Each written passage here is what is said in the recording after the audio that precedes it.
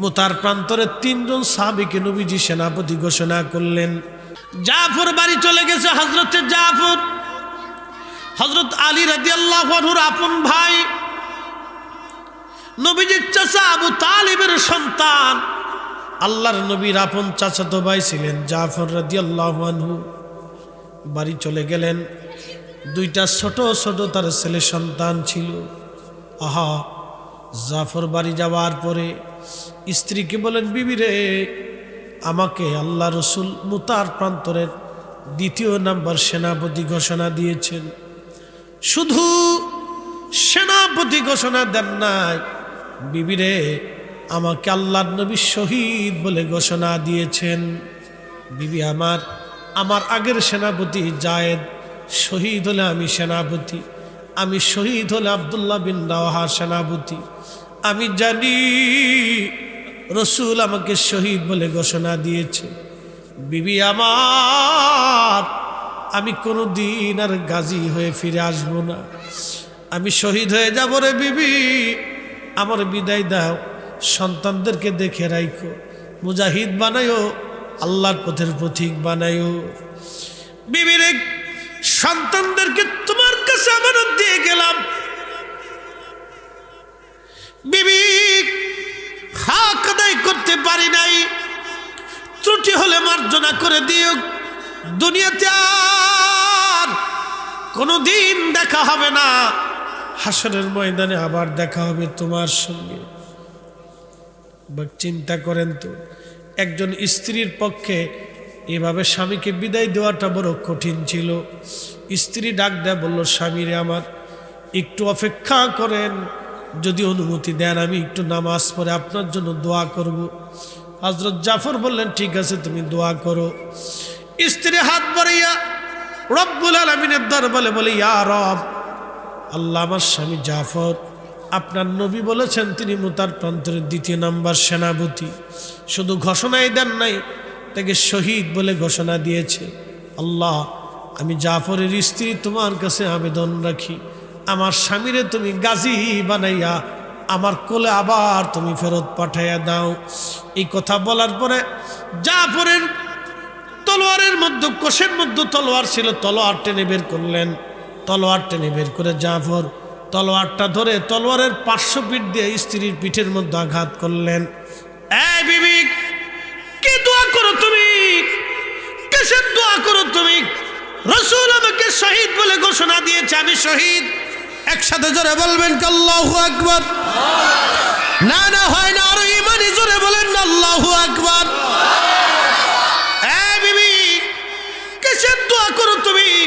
রাসূল আমাকে শহীদ বলে ঘোষণা দিয়েছি, আমি মুতার প্রান্তরের শহীদ, আমি আর কখনো গাজী হয়ে ফিরবো না। তুমি যতই দোয়া করো, তোমার দোয়া আসমানে কবুল হবে না, কারণ আমার রসুলের দোয়া আসমানে কবুল হয়ে গেছে। আল্লাহু আকবার। বের হয়ে গেলেন হযরতে জাফর। 2টা বাচ্চা পিছন থেকে বাবা বাবা বলে ডাকতেছিল। সন্তানের চেহারার দিকে একটা নজরও আর তাকান নাই, একটা বারও তাকান নাই। যদি সন্তানের চেহারার দিকে তাকায় মায়া লাগতে পারে, আর একটা বার যদি মায়া লাগে, রসুলের হুকুম যদি অমান্য হয়ে যায়, জাফরের চিন্তা না, জীবন দিয়ে দিব, নবীর হুকুম অমান্য করা যাবে না। এরা রসুলকে ভালোবেসে গেছে, ভালোবেসে গেছে, কথা কন না কেন, ঠিক না বেঠি? হে রসুল, তোমায় ভালোবাসি, অন্তরে শুধু, মুখে নয়, জান্নাতের আশায় নয়। হে রসুল, জাহান্নাম কেউ ডরি না। হে রসুল, তোমায় ভালোবাসি, অন্তরে শুধু, মুখে নয়, জান্নাতের আশায় নয়। হে রসুল, জাহান্নাম কেউ ডরি না। তোমায় পাওয়ার আশায় মন ছুটে যায় মদিনায়, তোমায় পাওয়ার আশায় মন ছুটে যায় মদিনায়। এ আশিকে দিদার দাও না, আর দূরে থাকিও না। এ আশিক দাও না, আর দূরে থাকিও না। হে রাসূল তোমায় ভালোবাসি, অন্তরে শুধু মুখে নয়, জান্নাতের আশায় নয়। হে রাসূল জাহান্নাম কেউ ডরি না।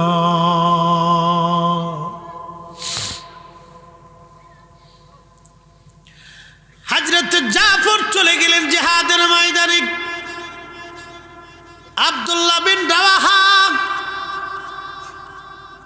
নতুন বিবি বিয়ে করে, যুবক বাসর ঘরে স্ত্রী রেখে, বাড়ি স্ত্রী রেখে নবী ডাক দিয়েছে, কে আসো? কুফার রোমান বাহিনী লক্ষ লক্ষ সৈন্য নিয়ে মদিনার দিকে ধেয়ে আসতেছে মদিনা আক্রমণ করার জন্য। তোমরা কে আছো? জিহাদের ময়দানে উপনীত হওয়া। হযরত আব্দুল্লাহ বিন রাওয়াহা স্ত্রী রেখে একটা নজরও বিবির চেহারা দেখেন নাই, ঘরে স্ত্রী রেখেই চলে আসলেন। পরিচয় হন নাই বিবির সাথে। কল্পনা করতে পারবেন সেই দিনের মানুষগুলি কত হৃদয়ের গভীর থেকে নবীকে ভালোবেসে গেছে। আহা, হৃদয়ের কত গভীর থেকে নবীকে ভালোবেসে গেছে, হৃদয়ের কত গভীর থেকে নবীকে ভালোবাসি। স্ত্রী নতুন বিবি বিয়ে করে ঘরের মধ্যে রেখেই চলে আসলেন তিনি। আল্লাহর নবী তাকে মুতার প্রান্তরে 3 নম্বর সেনাপতি ঘোষণা করলেন। শুধু ঘোষণা দেন নাই, আল্লাহর নবী তাকে শহীদ বলে ঘোষণা দিয়েছে। ও যুবক, সেই দিনের যুবক আব্দুল্লাহ বিন রাওয়াহা আজকে আমাদের দেশের যুবক। যুবকের হলো কি, এরা ইসলাম থেকে অনেক দূরে চলে যাচ্ছে। এ যুবক, কখন তোমার কলিজার ভিতরে রাসূলের প্রেম আসবে? কখন তোমার কলিজার ভিতরে আল্লাহর দ্বীনের প্রতি মহব্বত আসবে? কখন তোমার কলিজার ভিতরে আল্লাহর দ্বীনের প্রতি ভালোবাসা আসবে? কখন? এখনো কি সময় হয় নাই? আব্দুল্লাহ বিন রাওয়াহা রাদিয়াল্লাহু তাআলা আনহু তিনি ঘরের দরজার পাশে গেলেন, দেখতেছেন ওনার স্ত্রী ঘরের মধ্যে বসে বসে কোরআন শরীফ তেলাওয়াত করতেছে। একবার জোরে বলা যাবে আল্লাহু আকবার। আমাদের দেশের মেয়েরা বিয়ে হইলে ডেকসেট বাজে আনন্দ ফুর্তি নাচানাচি হাবিজাবি করতে থাকে। আমাদের দেশের ছেলেরাও তাই, একজনের বউ আর একজনে নিয়ে নাচানাচি করে, কোনো ঠিক ঠিকানা নাই, সম্পূর্ণ বেহায়াপনা। সেই দিনের নারী কি চমৎকার বাসর করে বসে বসে কোরআন শরীফ পড়ে। একসাথে জোরে বলা যাবে কি মারহাবা। ও নারী সমাজ, তোমরা কি এখান থেকে শিখবা না? তোমরা কি এখান থেকে বুঝবা না? তোমাদের কি এখনো বুঝের সময় হয় না রে নারী? তোমরাই তো সর্বপ্রথম কালেমা পড়লা, তোমরাই কালেমার জন্য সর্বপ্রথম জীবন দিলা। তোমাদের পেট থেকেই তো বীর মুজাহিদ তৈরি হলো, তোমাদের পেট থেকেই তো বীর মুজাহিদ তৈরি হলো, তোমাদের কোলের মধ্যেই তো খালিদ বিন ওয়ালিদ লালিত পালিত হলো, তোমাদের কোলের মধ্যেই তো বীর মুজাহিদ আলী লালিত পালিত হলো, তোমাদের কোলের মধ্যেই তো হযরত ইমাম হুসাইন লালিত পালিত হলো, তোমাদের কোলের মধ্যেই তো ইমাম হাসান লালিত পালিত হলো। কোন দিন তোমাদের হুঁশ আসবে, কখন তোমাদের পরিবর্তন আসবে আমরা জানি না। হে নারী সমাজ, তোমাদের মর্যাদা এত, আল্লাহ রসুল বললেন একজন নারী একটা বেহেশত, একটা মেয়ে একটা জান্নাত। আল্লাহর নবী বলে গেলেন আমার উম্মত মায়ের সন্তুষ্টির মাধ্যমে সন্তানের জান্নাত। একসাথে বলা যাবে না আল্লাহু আকবার। পৃথিবীতে এত দাম আল্লাহ কারে দিল?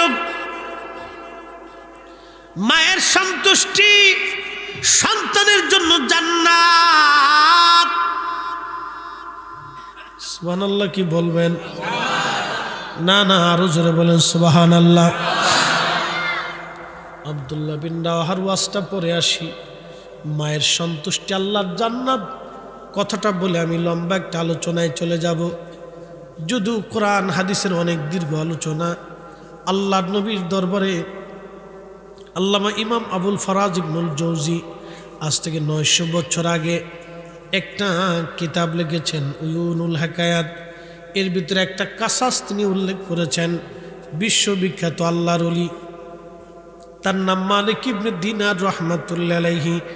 হজ করতে গেলেন তিনি। হজে যাওয়ার পরে হজ শেষ করলেন। তিনি দুনিয়া বিরাগী একজন জাহেদ ছিলেন, সারা জীবন মুজাহাদা করে গেছে। দুনিয়া বিরাগী একজন জাহিদ, সারা জীবন তিনি মুজাহাদা করে গেছেন। হজরত মালিক ইবনে দিনার রহমাতুল্লাহ আলাইহি হজ করার জন্য তিনি গেলেন। খুব মনোযোগ দিয়েন। হজ শেষ করার পরে রাত্রিবেলা তিনি ঘুমাবেন। ঘুমানোর আগে আল্লাহকে বলেন, রব কার হজ কবুল হলো, কারটা কবুল হলো না আমি তো জানলাম না। আল্লাহ যদি দয়া করে আমারে জানায় দাও কে হজ কবুল হলো কারটা হলো না, আমি মৌনিকভাবে সন্তুষ্টি হব। তারা তো আল্লাহর ওলি ছিলেন, আল্লাহর কাছে চাইলে আল্লাহ দিতেন। রাত্রিবেলা ঘুমায়, আল্লাহ পাক জানাই দিলেন, ও মালিক সবার হজ কবুল হয়েছে, কিন্তু একজনের হজ কবুল হয় নাই। সবার জীবনের গুনাহ মাফ হয়েছে, কিন্তু একজনের গুনাহ মাফ হয় নাই।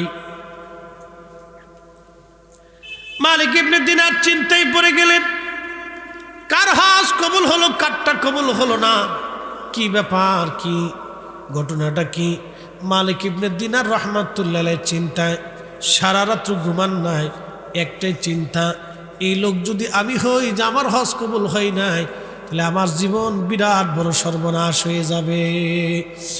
আল্লাহর কোরআন বলতেছে, ইন্নামাল মুমিনুনা আল্লাযীনা ইযা যুকিরাল্লাহু ওয়াজিলাত কুলুবুহুম ওয়া ইযা তুলিয়াত আলাইহিম আয়াতুহু যাদাতুহুম ঈমানা।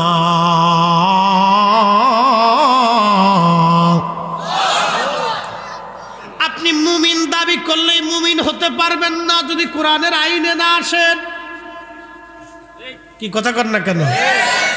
মুমিন দাবি করলেই মুমিন হতে পারবেন না যদি কোরআনের আইনে না আসেন। বলে হুজুর কোরআনের আইন কি?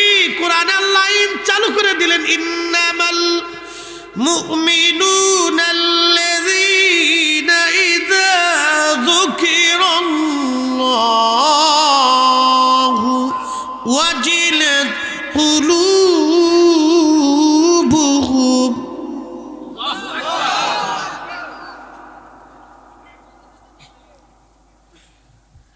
আল্লাহ ডাক দিয়ে বলতেছেন, নিশ্চয় তারাই মুমিন, তারাই মুমিন। সেই মুমিন হবে নিশ্চয় সেই মুমিন যার অন্তরে আল্লাহর শরণ আসার সঙ্গে সঙ্গে আল্লাহর ভয়ে অন্তরটা থর থর থর থর থর থর থর করে কাঁপতে থাকে। কি কথা কর না কেন? কিন্তু আমরা তো আল্লাহকে ডাকি, আল্লাহ আপনি আমার দেন। কে মোনাজাত করতেছে, মোনাজাতে আঙ্গুল টিপে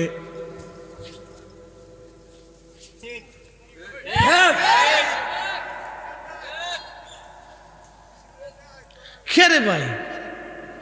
আচ্ছা মোনাজাতে কার সাথে কথা হয়? জোরে কর না কেন, কার সাথে? আমরা কার বান্দা? মালিক আমাদেরকে। শক্তিমান কে? যিনি দেন তিনি কে? তো আল্লাহর কাছে চাইলে তো বিনয়ে চাইতে হবে, কাকুতি মিনতির সাথে। কি কথা কন না কে? মোনাজাতে এমনি গুতায়।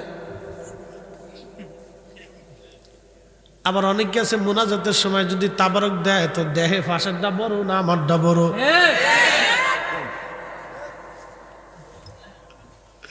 কি মুসলমান হে, তোর মোনাজাত চলে গেছে তাবারকের ভিতরে।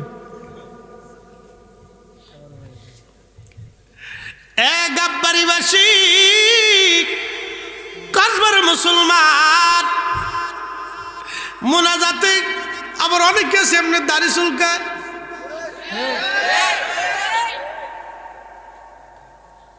বাবাজি না না না, যখন আল্লাহর কাছে চাবেন অত্যন্ত বিনয়ে, দেখেন আমি যেভাবে হাত বাড়াইছি বুক বরাবর, কি বরাবর? বক্ষ বরাবর, এইভাবে দুই হাত তুলে আসমানের দিকে কেবলা থাকবে, আর রব্বে কারিমের দরবারে হাত তুলবেন, মাথাটা আপনার নিচু হয়ে যাবে। আপনি ভিখারি আর আমার আল্লাহ দাতা, আপনি অপরাধী আর আমার মালিক অপরাধ ক্ষমা করনেওয়ালা। কি কথা কন না কেন?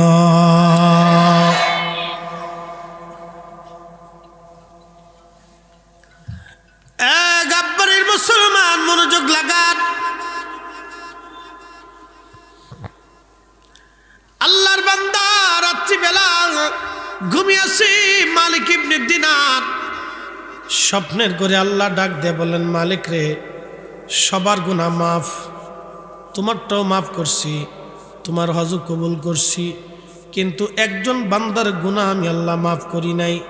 তার নাম মুহাম্মদ ইবনে হারুন সমরকন্দি। তার বাড়ি হলো সমরকন্দ, আফগানিস্তানের পার্শ্ববর্তী দেশের নাম উজবেকিস্তান। উজবেকিস্তানের একটা শহরের নাম হচ্ছে বুখারা, যেই বুখারাতে ইমাম বুখারী ঘুমিয়ে আছেন। এই বুখারা থেকে 3 মাইল দূরে আর একটা এলাকা আছে শহর, এই শহরের নাম হচ্ছে সমরকন্দ। এই সমরকন্দে বাড়ি ছিল মুহাম্মদ ইবনে হারুন সমরকন্দি। মালিক ইবনে দিনার চিন্তায় পড়ে গেলেন, তাহলে লোকটাকে তো সংবাদ দেওয়ার দরকার। ফজরের নামাজ পড়ে মক্কার অলি গলি দিয়ে হাঁটার বলে, ও মক্কাবাসী, তোমরা কি মুহাম্মদ ইবনে হারুন সমরকন্দির চিনো? তো একদল মক্কাবাসী বলল, হ্যাঁ, তারে চিনছি, সেই তো মুহাম্মদ ইবনে হারুন সমরকন্দি। আজকে 40 বছর ধরে মাকাম ইব্রাহিমে সারা রাত্র নামাজ পড়ে, 40 বছর ধরে সারাদিন রোজা রাখে। আল্লাহর নিষিদ্ধ 5টা দিন ব্যতীত সে আর রোজা কাজা করে না, সারাদিন ইবাদতে কাটায়, সারা রাত্র 40 বছর ইবাদতে কাটায় মাকাম ইব্রাহিমে। মালিক ইবনে দিনার আশ্চর্য হয়ে গেলেন, বলে কি 40 বছর ধরে মাকাম ইব্রাহিমে ইবাদত করে, এই লোকটার হজ কবুল হইল না, কারণটা কি? আল্লাহু আকবার। এই যারা তোরা তাবারক খাইতে আইছিস, 4-5 দিন না ঘুরিয়ে আজকে আয়, একটু আর শুনে যা। 2টা কথা যদি অন্তরে নিয়ে যাইতে পারেন তাহলে আমারও লাভ। আমার এই ভাইরা অনেক কষ্ট করে দাওয়াত দিছে, এখানে আমরা কি কোন দলের লোক আছে কিন্তু কোনো পার্থক্য নাই। কি কথা কর না কেন? কে আলিয়া কে কমই, আজকে আমরা সব কিন্তু এক জায়গায় বসে গেছি। সারা দেশটা যদি এরকম হইতো তাহলে আমরা কোনো ঝগড়া ফাসাদ গুতাগুতি লাথালাতি থাকতো না। কি কথা কর না কেন? সারা দেশটা এরকম থাকার দরকার ছিল।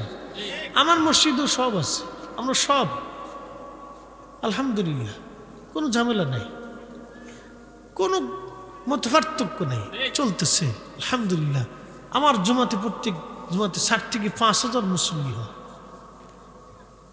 কোনো মতপার্থক্য নেই, একটা শব্দও কখনো হয় না, একটা শব্দ কোনো বিষয়ে কখনোই হয় না। কোনো মুসল্লি এসে একটা শব্দ বলতেছে না, কোনো শব্দ নেই, যার যার কাজ শেষই করতেছে, কোনো মতপার্থক্য নেই। প্রিয় উপস্থিতি, খুব মনোযোগ দিয়ে মুহাম্মদ ইবনে হারুন সমরকন্দি 40 বছর ধরে কাবায় নামাজ পড়ে, কিন্তু দোয়া কবুল হলো না, হজ কবুল হলো না। চিন্তা মালিক ইবনে দিনার চিন্তায় পড়ে গেলেন, হায় হায়, উপায় কি? কি উপায়? লোকটাকে তো দেখার দরকার, এই লোকটার ভুলটা কি?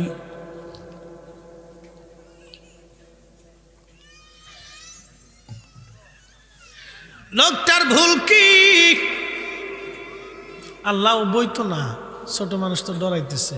একটু দূরে শুয়ে পড়ি, আল্লাহুম্মা সাল্লি আলা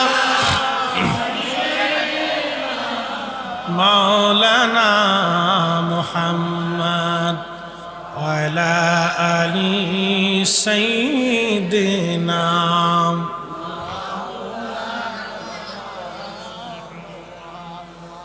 একসাথে জোরে বলি তো আল্লাহু আকবার।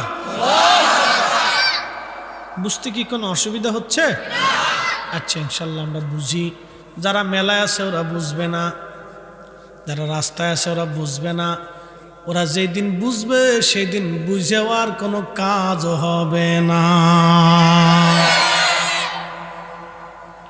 শুধু আফসোস করবে, হাত কামড়াবে, কামড়ায় কামড়ায় গোশতগুলি টেনে টেনে টেনে টেনে ছিঁড়ে ফেলবে, শরীরের গোশত কামড়ায় কামড়ায় টেনে ছিঁড়ে ফেলবে, যেখানে মুখ লাগাইতে পারবে সেখানে কামড়ায় টেনে টেনে ছিঁড়ে ফেলবে। আপনি যদি এই দিনের কথা ভাবেন, অটোমেটিক মাথাটা সেজদায় নত হয়ে যাবে। আপনাকে কেউ সেজদা শেখাইতে হবে না, চিন্তা করলে সেজদায় মাথা নত হয়ে আসবে। আল্লাহ, আমার ভুল হয়ে গেছে, আমি অপরাধ করে ফেলছি, আল্লাহ আমার গুনাহ হয়ে গেছে।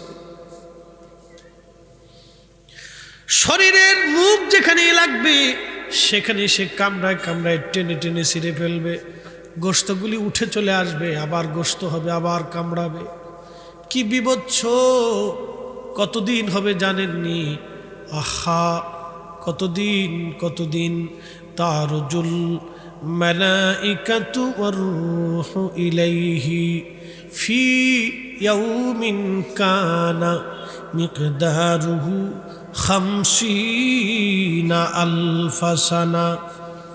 দুনিয়ার 50,000 বছর এক জায়গা করলে যত বিরাট হবে, হাসরের একটা দিন হবে তত বিরাট। আহা, কল্পনায় শরীর শির উঠবে, পশমগুলি দাঁড়ায় যাবে, ভয় লাগে অন্তরে, বিরাট ভয়। হায় হায়, সেই দিন আর সে আল্লাহর ছায়া ছাড়া আর কোনো ছায়া হবে না, হাউজে কাউসারের পানি ছাড়া আর কোনো পানি থাকবে না। তামাম সৃষ্টির সমস্ত ফেরেশতারা আল্লাহর আদালতের সামনে দাঁড়াবে। পৃথিবীর মানুষকে যদি বালি গণনা করতে বলা হয়, দুনিয়ার মানুষ বালু গণনা করে দিতে পারবে, কিন্তু ফেরেশতা গুনে গুনে শেষ করতে পারবে না। এত পরিমাণে ফেরেশতা আল্লাহর আদালতের সামনে সেই দিন দাঁড়ায় যাবে নিজেদের আকৃতি নিয়া। তাহলে মাঠটা কত বিরাট বড় মাঠ হবে! সৃষ্টির প্রথম থেকে সব মানুষগুলি কিয়ামত পর্যন্ত দাঁড়াবে, সমস্ত জিন জাতিরা দাঁড়াবে। সমস্ত জিন শুধু না, সৃষ্টির মধ্যে যত প্রাণী আছে সমস্ত প্রাণী আল্লাহর আদালতের সামনে দাঁড়ায় যাবে। আর এই মানুষগুলি হাত কামড়াবে, গোশত কামড়াবে, কামড়ায় কামড়ায় টেনে টেনে ছিঁড়ে ফেলবে। আর মাঠের এক প্রান্তরে তারা দাঁড়াবে। আল্লাহ রসুল বললেন, সবার হিসাব শেষ হয়ে যাওয়ার পরে এই ব্যক্তিগুলিদেরকে হিসাব টেনে নিয়ে আসা হবে। হিসাব টান যখন দেওয়া হবে তখন তাদেরকে জাহান্নামী বলা হবে।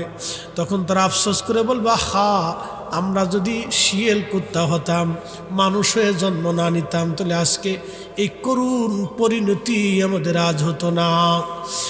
এ যুবক, তোমার কি সময় হয় নাই এখনো নামাজের কাছে দাঁড়াইতে? এ প্রিয় মুসলমান, তোমার কি এখনো সময় হয় নাই হাইয়া আলাস সালাহ বলার পরে মসজিদে যাইতে? এ মুসলমান, তোমার এখন কি সময় হয় নাই রাসূলুল্লাহর সুন্নতের দামনকে কামড় দিয়ে দাঁড়িয়ে ধরতে? এখনো কি তোমার সময় হয় নাই রাসূলুল্লাহর হকের পতাকা, সুন্নতের পতাকা হাত দিয়ে কামড় দিয়ে ধরে রাখতে? এখনো কি তোমার সময় হয় না রাসূলুল্লাহর কদমের গোলামি করার জন্য? তোমার কি সময় হয় না এখনো? কবে সময় হবে? হাত্তা জুরতুমুল মাকাবির,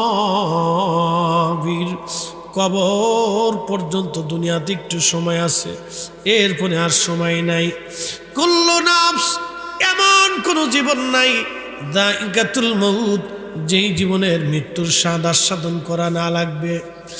একদিন মাটির ভিতরে হবে ঘরে, মন আমার কেন বান্ধ দালান ঘর, মন আমার কেন বান্ধ দালান ঘর। প্রিয় গাব্বারের মুসলমান, খুবই মনোযোগ দিয়ে শুনিয়া যান।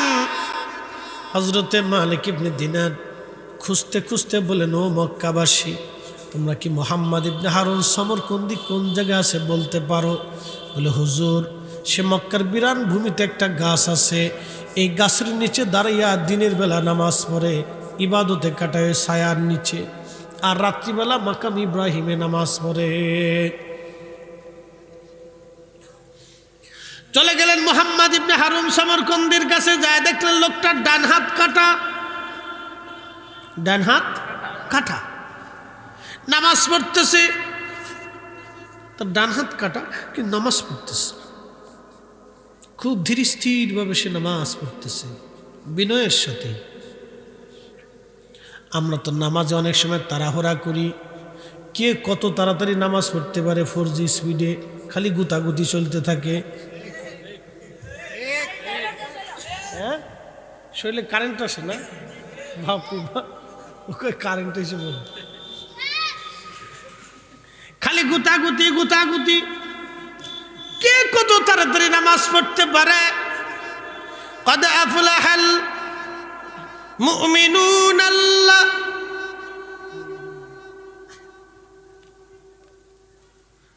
قد أفلح المؤمنون, মুমিন তো তারাই আল্লাযীনা ফি সলাতিহিম খাশিউন, যারা নামাজের মধ্যে বিনয় হয়।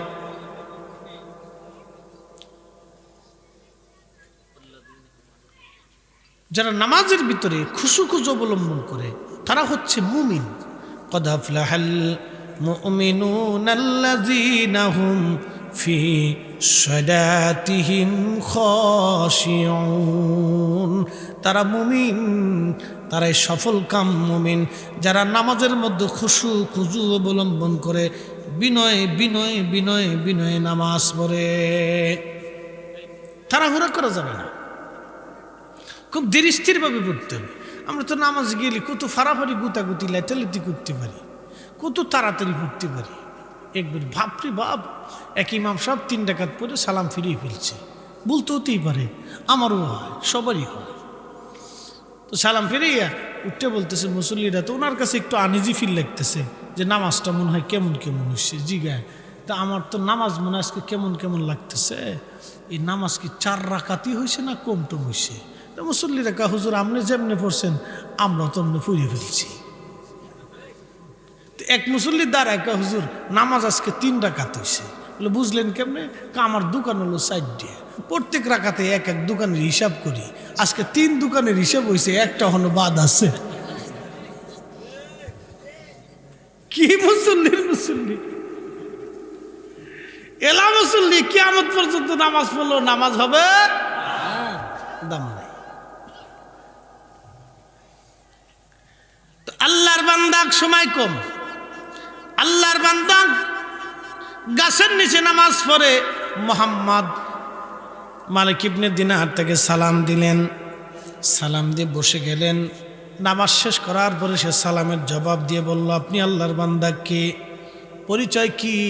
বলে, আমার নাম মালিক ইবনে দিনার আল ইরাকি।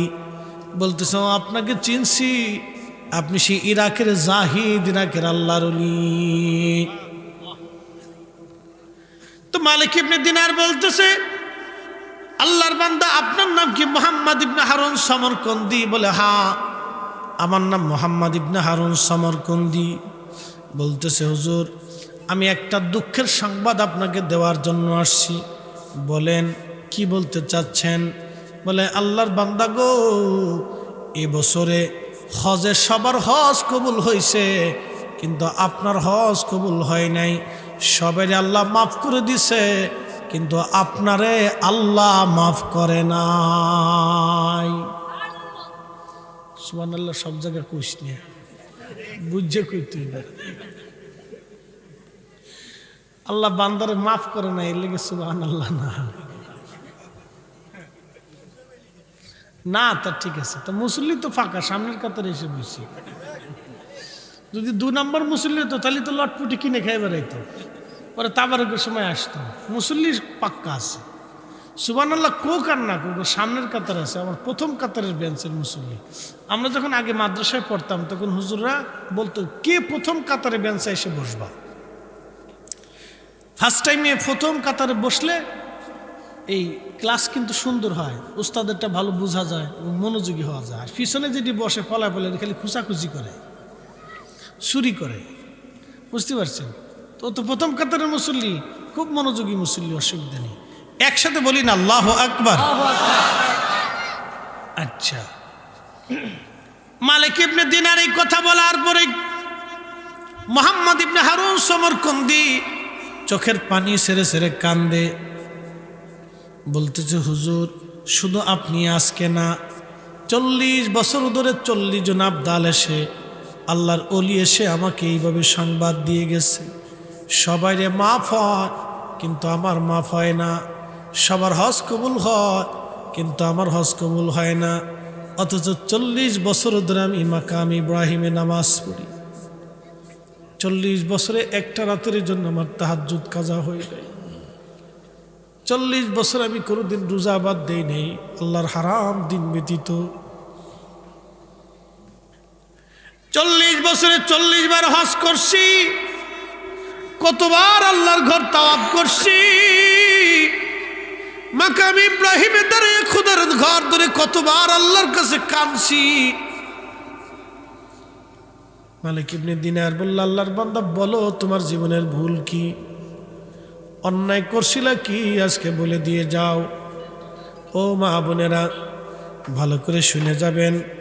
তখন এই লোকটা কেঁদে দিয়ে বলল, হুজুর আমি ছিলাম মদপায়ী, মদ পান করতাম, নেশায় আসক্ত। শাবানের শেষ রজনী, এখন রজব মাস, সামনে শাবান, তারপরে মাহে রমজান। আল্লাহু আকবার। মাহে রমজান খুব কাছাকাছি চলে আসছে, রমজানের সুঘ্রাণ আমাদের নাকে লাগতেছে। কি কথা কন না কেন, ঠিক কিনা? যারা রমজানে বুজুর্গ রোজা যাদের মজা লাগে তাদের সুঘ্রাণ কিন্তু নাকে লেগে গেছে, রমজান এসে গেছে। বাবাজি আমার খুব মনোযোগ দেন। আল্লাহর বান্দা মুহাম্মদ ইবনে হারুন সমরকন্দি বলে, হুজুর শাবানের শেষ রাত, আল্লাহ আমি মদ পান করে বাড়ি আসছি। আমার আম্মাজান উনুনে অর্থাৎ চুলার পাশে দাঁড়াইয়া দাঁড়াইয়া রান্না করতেছিলেন। ওরা তো বড় বড় রুটি খায়, বড় বড় রুটি, তাদের চুলাটাও অনেক বড় হয়। মা উনুনে রান্না করে, আমি মাতলামি করতে করতে ঘরে ঢুকলাম। আমার মা আমার হাতটা ধরে বললে, বেটারে কত মানুষ মাহে রমজানের জন্য প্রস্তুতি নেয়, আজকে শাবানের শেষ রাত, তুই মদ পান করে আসছিস। তোর মতো কোলাঙ্গার সন্তান দুনিয়াতে থাকার চাইতে না থাকা ভালো। কত মানুষ মরে যায়, তুই কেন মরিস না? আমার মা এই কথা বলার পরে আমার রাগ চটে গেল। হুজুর আমি নেশাগ্রস্ত অবস্থায় মেজাজ খারাপ হয়ে গেল। আমি আমার মাকে এই ডান হাত দিয়ে পিটাইতে লাগলাম, মারতে লাগলাম। হুজুর মাকে যখন আঘাত করতেছি, মা আমাকে আরো বকাঝকা করতে লাগলেন। আমার আরো রাগ এসে গেল। মাকে জাপটে ধরে নিয়ে উনুনের মধ্যে, চুলার মধ্যে, আগুনের মধ্যে মারে ফেলে দিলাম। হুজুর আমি মদ পাই। আমার স্ত্রী আমাকে ধাক্কা দিয়ে নিয়ে চলে গেল। আল্লাহর ওলি ঘরের মধ্যে নিয়ে আমার দরজা বন্ধ করে দিল, তালা মেরে দিল। সকালবেলা আমার নেশার ঘোর কেটে গেছে। স্ত্রীকে বললাম দরজা খোলো। স্ত্রী ডাক দিয়ে বলল, স্বামী আপনার সঙ্গে আমি আর সংসার করব না। এমন নিমুখ হারাম, এমন নিকৃষ্ট মানুষের সঙ্গে সংসার করা যায় না। আমি চলে যাব আপনার থেকে। আমি বললাম কি হয়েছে বলো। কালকে রাত্রিবেলা তুমি নেশাগ্রস্ত অবস্থায় তোমার আম্মাকে আগুনের মধ্যে পুড়িয়ে মারছো। হুজুর দরজা ভেঙ্গে ঘর থেকে দৌড়ে এসে দেখি মার দুনিয়ায় নাই, চুলার আগুনের মধ্যে পুরে মা কয়লা হয়ে গেছে। হুজুর নিজেকে আর স্থির রাখতে পারতেছিলাম না। হায় হায় করলাম কি, সর্বনাশ আমার জীবনে হয়ে গেছে।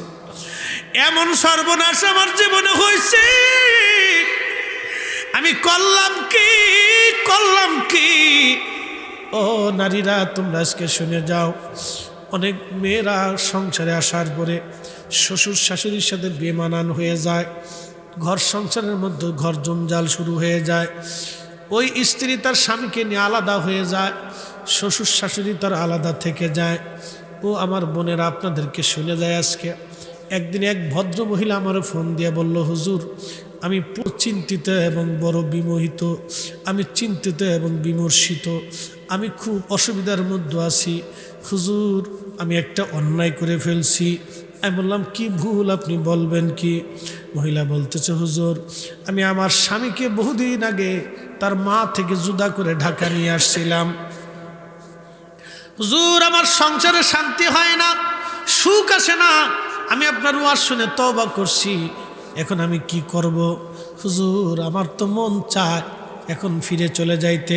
আমি বললাম আপনার স্বামীকে নিয়ে আজকেই চলে যাবেন আপনি আপনার শাশুড়ির কাছে।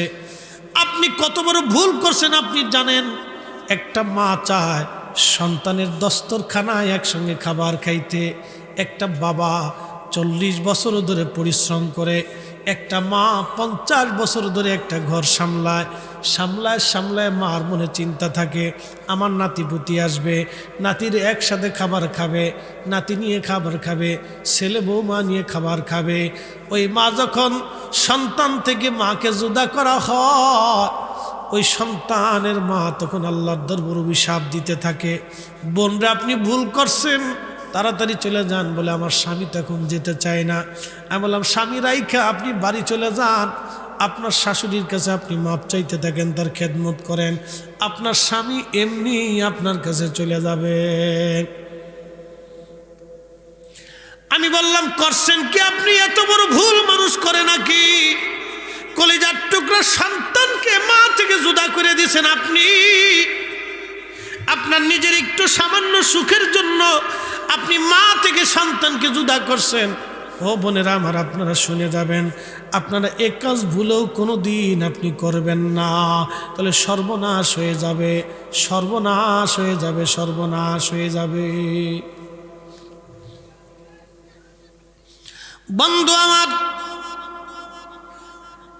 সমরকন্দি কাদের বলে, হুজুর মাকে দাফন কাফন করলাম, 8000 স্বর্ণ মুদ্রা ছিল আমার তৎকালীন জমানায়। 8000 স্বর্ণ মুদ্রা এখন কয়েকশো কোটি টাকা হবে।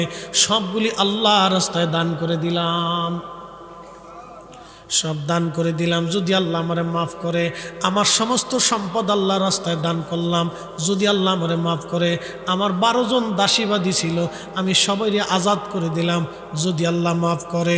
তারপরও মনের শান্তি হয় না, স্ত্রী থেকে তালাক নিলাম যদি আল্লাহ মাফ করে। একবারে দিনহীন হয়ে গেলাম হুজুর, তারপরও শান্তি হয় না। আমি আমার বাম হাত দিয়ে কুড়াল দিয়ে কুবাইয়া, ডান হাত আমি নিজের হাত কেটে ফেলে দিয়েছি। যেই হাত দিয়ে মাকে মারছি ওই হাত আমি রাখি নাই। হুজুর আমি আজকে আমার একটা হাত নাই, আমি নিজের হাতে হাত কেটে ফেলে দিয়েছি যদি আল্লাহ আমারে মাফ করে দেয়। কিন্তু তারপরেও আমার অন্তরে শান্তি হয় না। আমি সমরকন্দ থেকে মক্কায় চলে আসছি, 40 বছর ধরে আল্লাহর ঘর ধরে ধরে কাঁদতেছি যদি আল্লাহ মাফ করে। 40 বছরে 40 জন আব্দাল এসে আমার খবর দিয়ে গেছে, সবার ক্ষমা হয়, আমার হয় না। সবার হজ হয়, আমার হয় না। আজকে 40 বছর এসে আপনিও সংবাদ দিয়ে গেলেন সবারটা হজ হয়, আমারটা হলো না। সবার ক্ষমা হয়, আমার ক্ষমা হয় না। আমি এখন কি করব বলেন? আমি নিরুপায় হয়ে গেছি। 40 বছরেও আল্লাহ আমারে মাফ করে নাই। কি বুঝলে? আল্লাহু আকবার। আপনার পশমগুলি দাঁড়ায় যাবে যদি অন্তরে কিন থাকে। আজকেই বুঝে যাবেন, যদি হৃদয়ে বুঝ থাকে তাহলে বারবারই ওয়াজ শোনা লাগবে না, আজকেই বুঝে যাবেন। কোনোদিন কোনো সময়ের জন্য বাবা মার প্রতি সাবধান। শব্দটা যদি না আসে, আল্লাহর কোরআন বলল ইম্মা ইয়াবলুগান্না ইনদাকাল কিবার, তোমার আব্বা আম্মা যদি বৃদ্ধ হয়ে যায় তুমি এমন ভাবে আচরণ করো, আহাদুহুমা আও কিলাহুমা ফালা তাকুল লাহুমা উফ। তোমার আচরণে শব্দটা যেন না করে বসে। কত সতর্কতা আল্লাহর কোরআন আপনাকে দিয়েছে। শব্দটাও যদি তোমার বৃদ্ধ পিতামাতা তোমার ব্যবহারে না করে,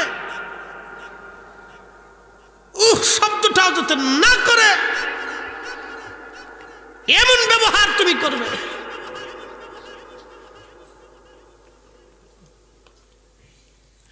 ওগো মা, তুমি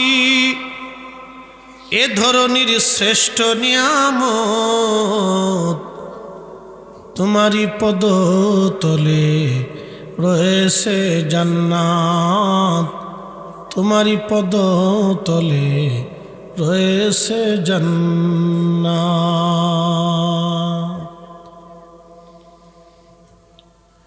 মালিক ইবনে দিনার মুখের মধ্যে হাত দিয়ে কাঁদতেছে আর বলে, আল্লাহর বান্দা করলে কি?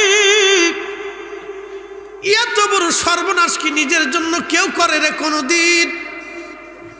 পৃথিবীতে আগুন লাগাই আগুন থেকে পালানোর চেষ্টা করো তুমি, কি করে তোমার ক্ষমা হবে বলো? মালিক ইবনে দিনার এইভাবে বলার পরে সমরকন্দি আল্লাহর দরবারে হাত বাড়ায় দিচ্ছে, বিনয় বিনয়ে বলে, হে বিপদ অবসরণকারী, তওবা কবুলকারী আল্লাহ, তুমি ছাড়া আমার গুনাহ আর কে মাফ করবে?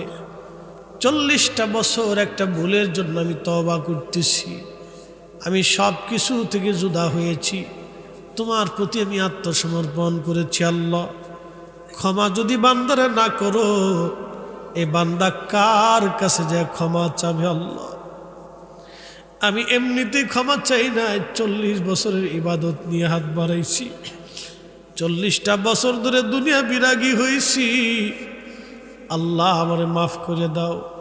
বিনয়ে বিনয়ে মোহাম্মদ ইবনে হারুন সমরকন্দি আল্লাহর দরবারে হাত বাড়ায় কাঁদতে লাগলো। কাঁদতেছে চলে গেলেন মালিক ইবনে দিনার। রাত্রিবেলা ঘুমায় রইছে। আল্লাহর নবীজি স্বপ্নে এসে বলতেছে, মালিক ইবনে দিনার, তোমাকে আল্লাহর রহমত এবং ক্ষমা থেকে বান্দাকে জুদা করতে কে অনুমতি দিছে বলো? তুমি কেন বললা তারে আল্লাহ মাফ করবে না? তুমি তাড়াতাড়ি যাও, আমি রসুল বলতেছি, আল্লাহর ফরমান, মোহাম্মদ ইবনে হারুন সমরকন্দির জীবনের গুনাহ আল্লাহ মাফ করে দিছে। না না, চিৎকার মেরে জোরে বলেন আল্লাহু আকবার, আল্লাহু আকবার, ওয়ালিল্লাহিল হামদু, বিসমিল্লাহির রাহমানির রাহিম।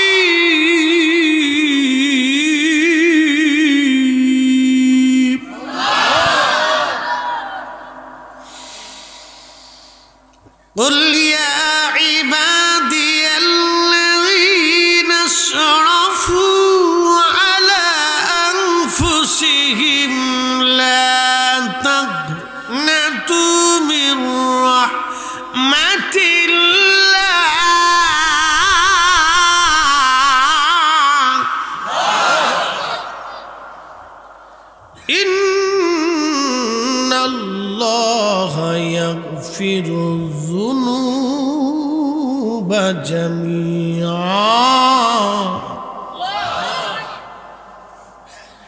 আল্লাহ ডাক দে বলে, হাবিব,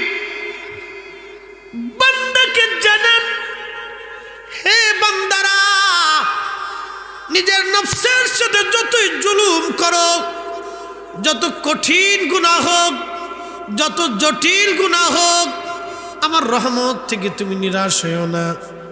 ইন্নাল্লাহ ইয়াগফিরুয যুনুবা জামিআ, নিশ্চয় আমি রব তোমার জীবনের যাবতীয় গুনাহগুলি আমি আল্লাহ মাফ করে দেব।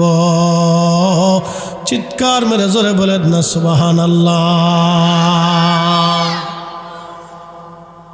সুন্দর ফুল, সুন্দর ফল, মিঠা নদীর পানি, খুদা তোমার মেঘের বাণী, খুদা তোমার মেঘের বাণী।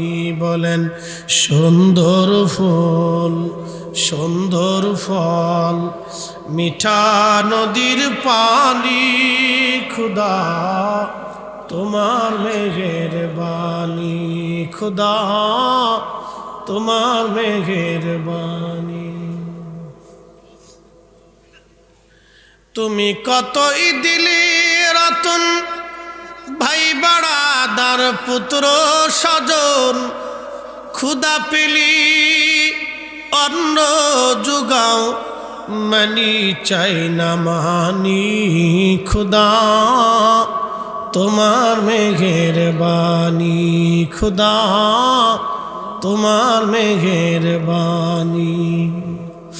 শ্রেষ্ঠ নবী দিলাম মুরিদ, তরিয়ে নিতে রোজ হাসরে, আল্লাহু আকবার। শ্রেষ্ঠ নবী দিলাম মুরিদ, তরিয়ে নিতে রোজ হাসরে, পথ না ভুলি তাই তো দিলে পাক কুরআনের বাণী, খুদা তোমার মেঘের বাণী। সুন্দর ফুল, সুন্দর ফল, মিঠা নদীর পানি, খুদা তোমার মেঘের বাণী। আল্লাহ নবী স্বপ্নে সে বলেন, মালিক ইবনে দিনার যায় কও আল্লাহ তারা মাফ করছে, তবে তবে তবে কিয়ামতের মাঠ কায়েম হবে, আল্লাহর আদালত বসবে, সিংওয়ালা সিং ছাড়া প্রাণীদেরও বিচার সেই দিন হবে।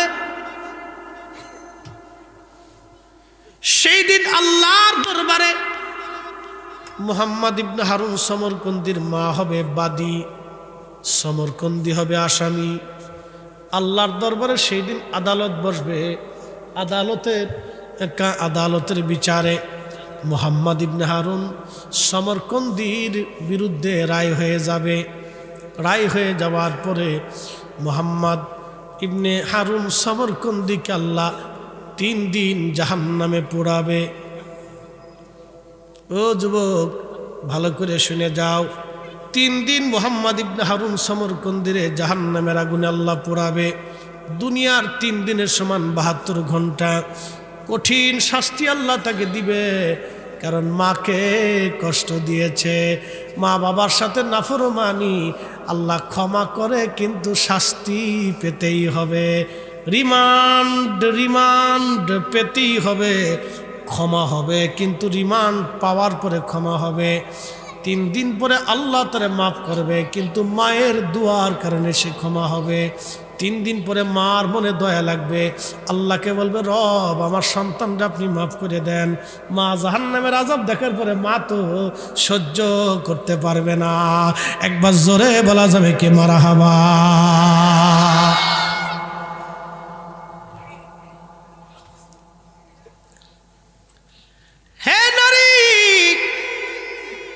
নারীর মর্যাদা বলতে যে আমি এই পর্যন্ত চলে আসছি, এ মা বোন তোমার কি এখনো সময় হয় নাই পর্দা করা? তোমার কি এখনো সময় হয় নাই তুমি নামাজের কাতারে আসবে? আমার দেশের অনেক মেয়েরা মেকআপ নষ্ট হবে বিদায় ওযুই করে না, লিপস্টিক নষ্ট হবে বিদায় ওযুই করে না। এই নারী থেকে আমরা কিছুই আশা করতে পারি না। এই নারী আন্দা গান্দা পচা বেহায়া, হাই হাই হা, এখান থেকে কিছুই আশা করা যায় না। মাকাল ফলের মতো বাহ্যিক সুন্দর দেখা যায়, ভিতরে ফাঁসা, এখান থেকে কিচ্ছু আশা করা যায়।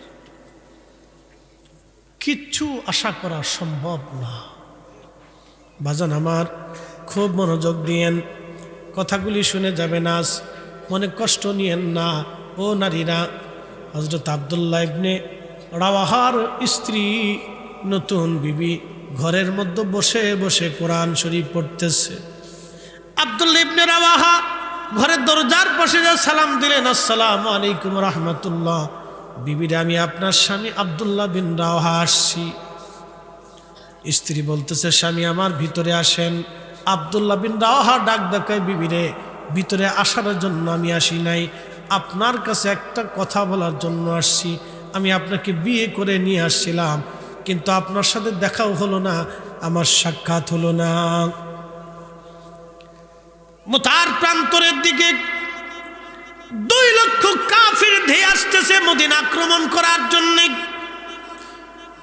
নবীজি জিহাদের ডাক দিয়েছেন, আমি জিহাদের ময়দানে যাওয়ার জন্য নবীজির সামনে দাঁড়াইলাম। আল্লাহর নবী 3 জনকে সেনাপতি ঘোষণা দিয়েছেন, জায়েদ, জাফর এবং আমি নিজে। 3 জনকে নবীজি শহীদ বলে ঘোষণা দিয়েছে, আমি 3য় নাম্বার, আমি 3 নাম্বার শহীদ। স্ত্রী রে, আমি জানি আল্লাহর নবী শহীদ বলে ঘোষণা দিয়েছে, আর কোনো দিন আমি মদিনায় ফিরে আসব না, আমি গাজী হয়ে আসব না, আমি মুতার প্রান্তরে শহীদ হয়ে যাব। আপনাকে বিয়ে করে আনছিলাম, হক আদায় করতে পারি নাই, ক্ষমা করে দিবেন। আমি চললাম, দুনিয়াতে আর কোনো দিন দেখা হবে না আপনার সাথে। আল্লাহু আকবার। ইমান কি ছিল সেই দিন, দৃঢ় মজবুত, উহুদের মতো পাহাড়ওয়ালা ইমান, খুবই মজবুত।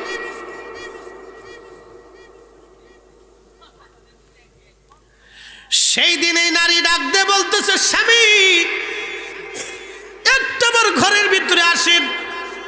আব্দুল্লাহ বলেন, বিবিরে, আপনার চেহারার দিকে তাকাইলে আপনার প্রেম আসতে পারে, ভালোবাসা জন্ম নিতে পারে, কারণ আপনি মদিনার সুন্দরী নারী। স্ত্রী ডাক ডাকে, স্বামী আমার। আচ্ছা আচ্ছা। স্ত্রী বলতেছে, স্বামী আমার, আপনাকে দেখার জন্য, প্রেম নিবেদনের জন্য আপনাকে ডাকতেছি না, শুধু একটা নজর আপনাকে দেখে রাখবো, কিয়ামতের মাঠে আমি যাতে বলতে পারি, চিনতে পারি, দুনিয়াতে মুতার প্রান্তরে 3য় নাম্বার শহীদ আপনি আমার স্বামী আব্দুল্লাহ বিন রাওয়াহা। আপনাকে একটা নজর চিনে রাখবো, কিয়ামতের মাঠে যাতে আমি জানতে পারি আমি আপনার স্ত্রী। একবার জোরে বলা যাবে কি মারহাবা?